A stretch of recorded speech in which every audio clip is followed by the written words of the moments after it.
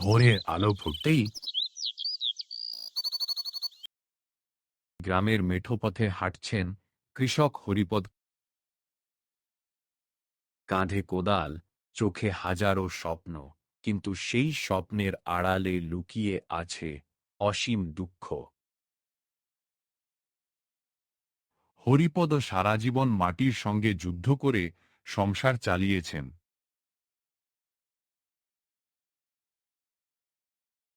স্ত্রী মালতী, ছেলে রাহুল আর বৃদ্ধ মা, এই ছোট্ট পরিবারই তার পৃথিবী।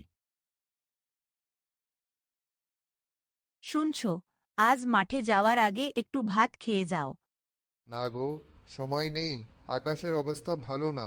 যদি আবার বৃষ্টি নামে, সব শেষ হয়ে যাবে। হরিপদ দ্রুত মাঠে পৌঁছালেন।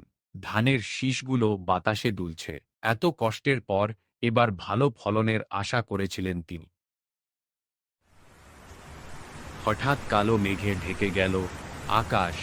শুরু হলো প্রবল ঝড় আর শিলাবৃষ্টি। হে ভগবান, আমার ফসলটা বাঁচাও। কয়েক মিনিটের মধ্যেই সব শেষ। সোনালি ধানের ক্ষেত মাটিতে লুটিয়ে পড়ল। হরিপদ হাঁটু গেড়ে বসে কান্নায় ভেঙে পড়লেন। এই ফসলই ছিল আমার শেষ ভরসা। সন্ধ্যায় তিনি বাড়ি ফিরলেন।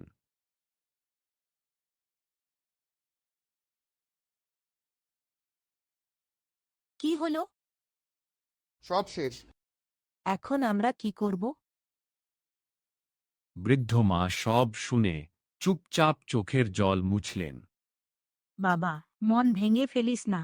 মানুষ বেঁচে থাকলে আবার ফসল হবে। কিন্তু সমস্যা এখানেই শেষ নয়। মহাজনের কাছ থেকে নেওয়া ঋণ শোধ করার সময় হয়ে গেছে। পরের দিন মহাজন বাড়িতে এলো। হরিপদ, টাকা কবে দিবি? আর একটু সময় দিন। সময় নেই। টাকা না দিলে জমি লিখে দিতে হবে। হরিপদের মাথায় যেন আকাশ ভেঙে পড়ল। রাতে ছেলে রাহুল বাবার পাশে বসে, বাবা, আমি পড়াশোনা ছেড়ে কাজে যাব। না বাবা, তুই পড়বি। তোর জীবন যেন আমার মতো না হয়। পরদিন হরিপদ গ্রামের মানুষদের কাছে সাহায্য চাইতে গেলেন। কেউ সান্ত্বনা দিল, কেউ মুখ ফিরিয়ে নিল। কয়েকদিন পর সরকারি কৃষি কর্মকর্তারা গ্রামে এলেন। যাদের ফসল নষ্ট হয়েছে তারা আবেদন করুন। হরিপদও আবেদন করলেন, কিন্তু সাহায্য আসতে অনেক দেরি হল। এরই মধ্যে সংসারে অভাব চরমে পৌঁছাল।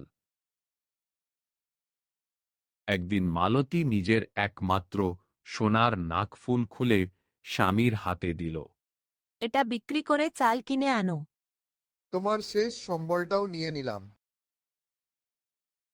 কয়েক মাস পর সামান্য ক্ষতিপূরণ পেলেন হরিপদ। সেই টাকা দিয়ে আবার বীজ কিনলেন।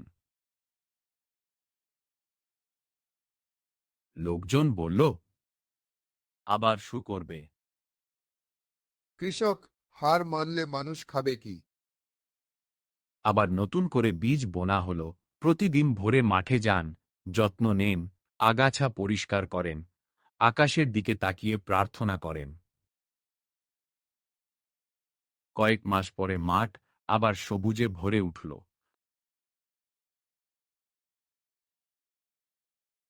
বাবা, এবার ফসল খুব ভালো হবে। আশাই মানুষের সবচেয়ে বড় শক্তি। একজন কৃষকের জীবন শুধু ফসল ফলানোর গল্প নয়, এটি ঘাম, কষ্ট, ঋণ, ক্ষুধা আর অদম্য লড়াইয়ের গল্প। আমরা যখন একমুঠো ভাত খাই, তখন সেই ভাতের প্রতিটি দানায় লুকিয়ে থাকে একজন কৃষকের অশ্রু, পরিশ্রম আর স্বপ্ন। শেষ।